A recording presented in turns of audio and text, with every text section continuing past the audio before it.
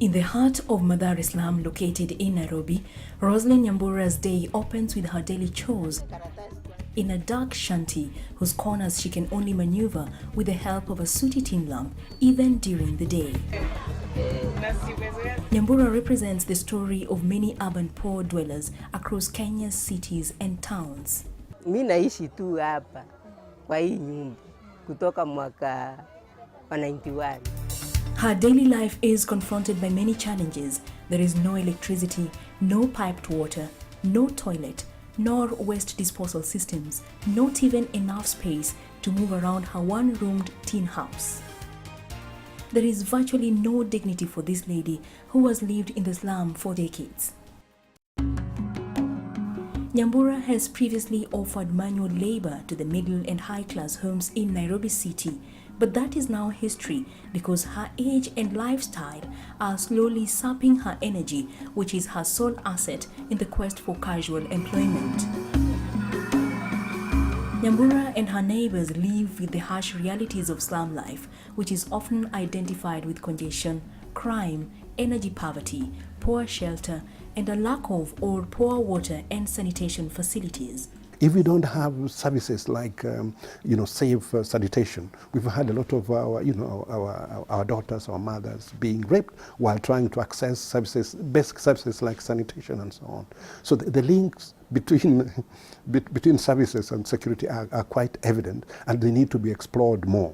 We are also of opinion, and we think this is the right opinion, that really we can make our places safe minus police. Because issues of safety include things like making places lit. We cannot have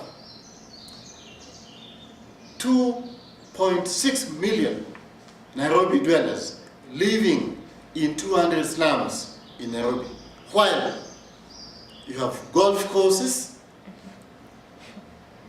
you have Ngong rescues for horses, and other leisure facilities that occupy chunks of land which are as big in size as the chunks of land reserved or occupied by the poor. The problem is not the poor people, the problem is our economy of land distribution. Several interventions are being done at government and private sector levels to address the needs which may make Nyambura attain her socio-economic rights.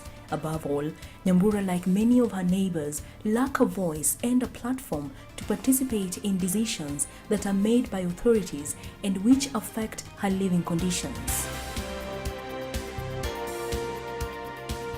The Civil Society Urban Development Program (CSUDP), through support from Swedish Embassy in Nairobi, has partnered with various implementing agencies to keep the urban agenda alive.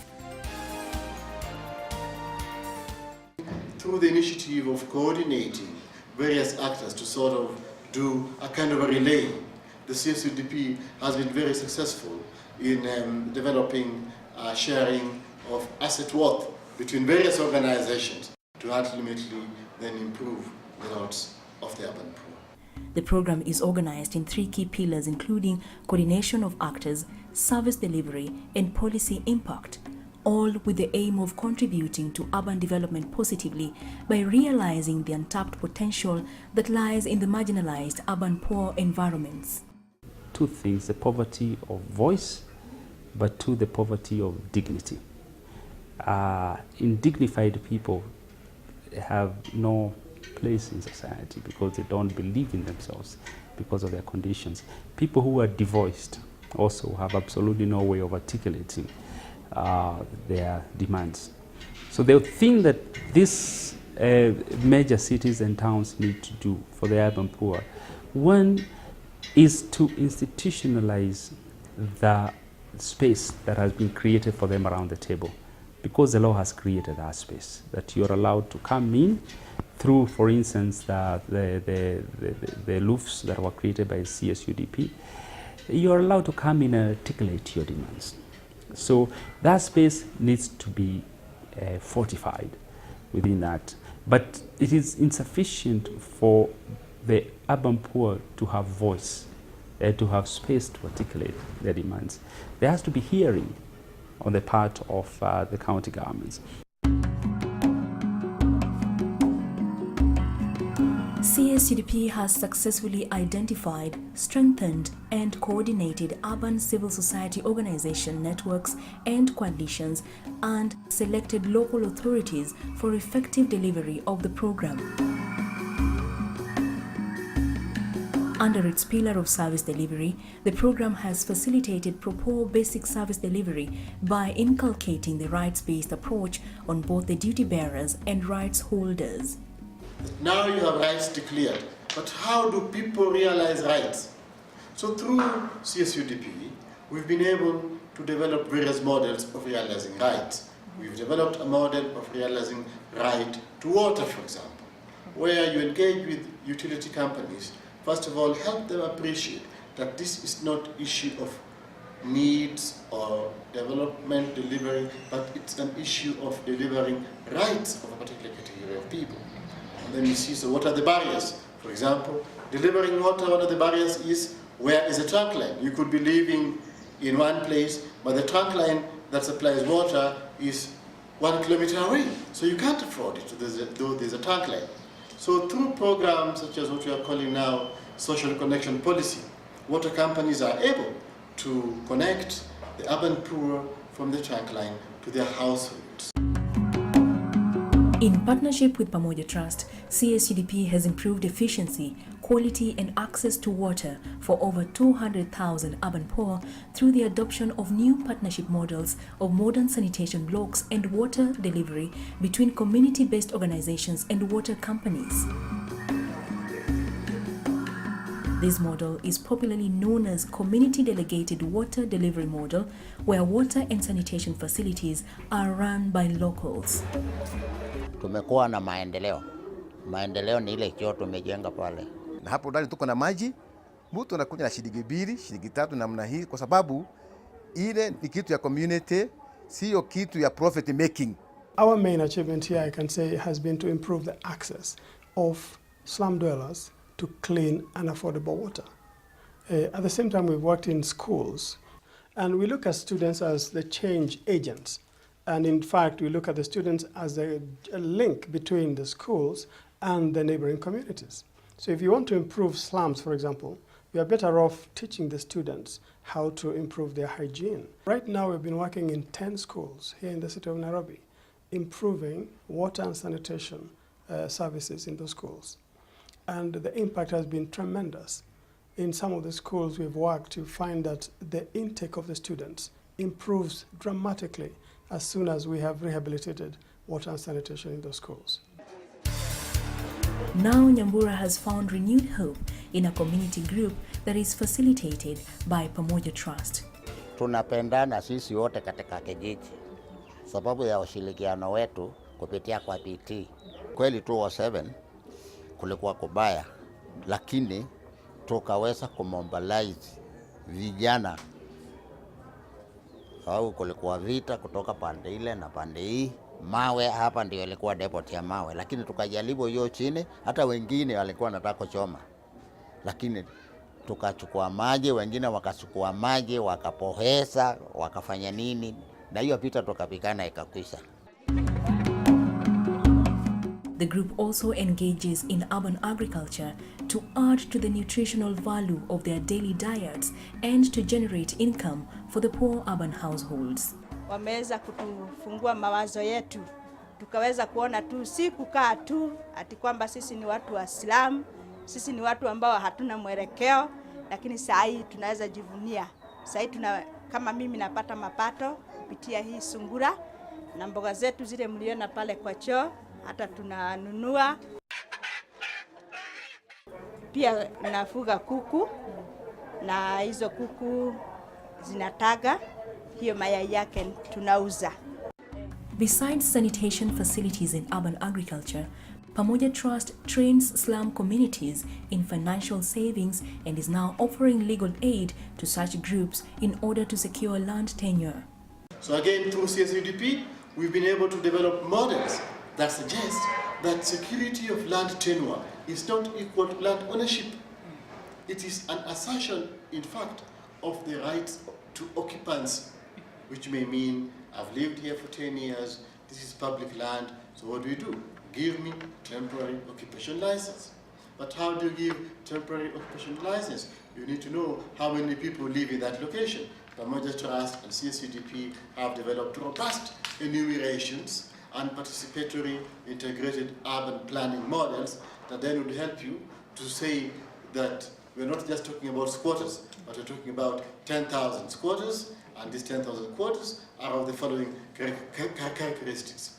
So you see, in that model, you're moving beyond just talking about right to housing or access to land, to developing models of realizing access to land. Housing, the same thing.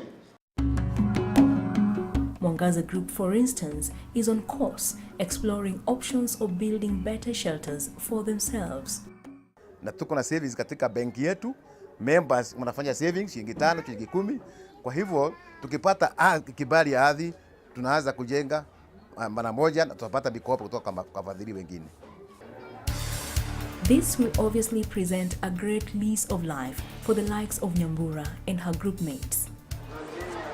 Partnership between CSUDP and community-based organizations, financial institutions, and housing development partners like the National Housing Cooperative Union have translated to well-planned housing and infrastructure of acceptable standards and at affordable cost.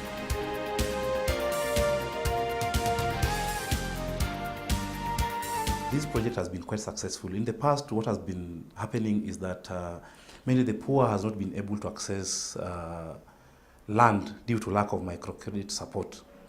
But then through NACHU and applying the cooperative model, we have had a breakthrough where now even financial institutions have accepted and have seen the potential of the poor in informal settlements to save and able to acquire shelter. NACHU have been able to mobilize about 29 million shillings from a total of 1371 persons. Over 60% of them are women, and youths are about 20% of that group. And so this team has been able to acquire up to 145 million in credit. An interesting thing about the NACHU model is that the house is built incrementally. So you don't have to complete the whole house. You can start with a small room, and then finally, with your ability, you are able to complete the other rooms. Because the idea here is to ensure that you have a comfortable and decent housing. And CSUDP is not blind to recurrent evictions that largely affect poor urbanites. The program collaborates with Economic and Social Rights Center, Haki Jamii Trust, to influence policy, to improve governance, promote integrated urban planning and slum upgrading options with particular emphasis on economic empowerment. So far, Haki Jamii has succeeded in setting the precedent for public interest litigation on the right to adequate housing and evictions on behalf of over 1,000 Garissa residents, upgrading the eviction and resettlement guidelines into a national bill. The organization has also got endorsement of the slum upgrading and prevention policy formulation by the Ministry of Housing.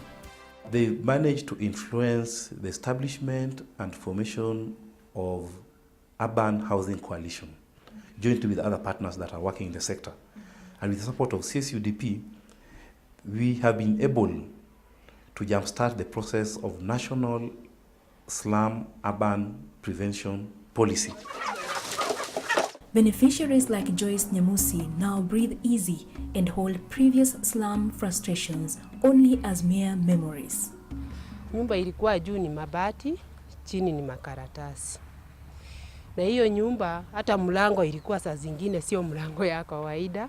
Watu wengine huwa walikuwa wanaweka pasia tu kama mlango mwenye hujaweza kupata hata ile mbao ya kuweka kwa hiyo nyumba.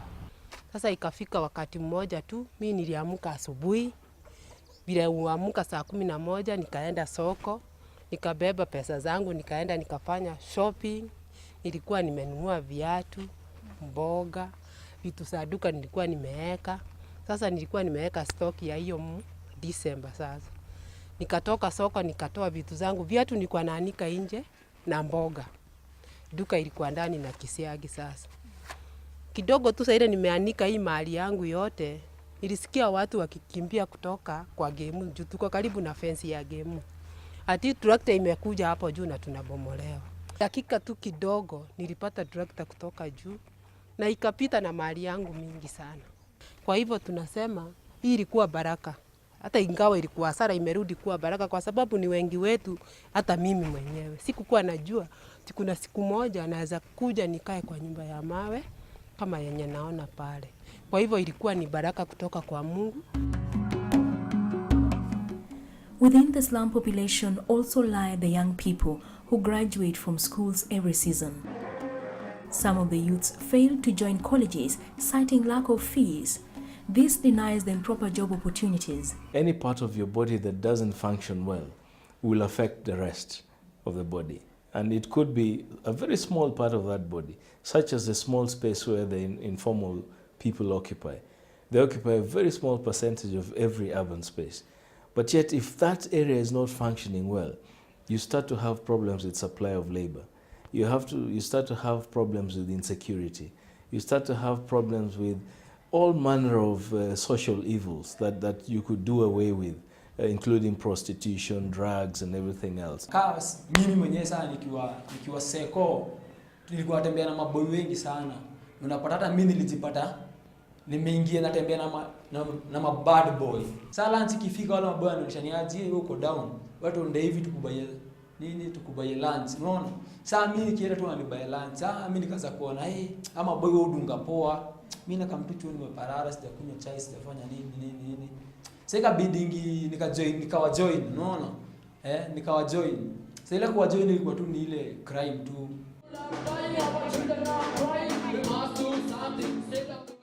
Sasa nilikam nikapata naweza sing poa.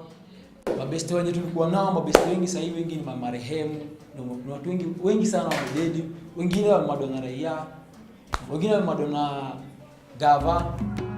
That is why CSUDP supported Uwezo Awareness Youth Group to establish interactive learning service provision center that has nurtured underprivileged urban youths in their hundreds. We have to realize that the global economy is moving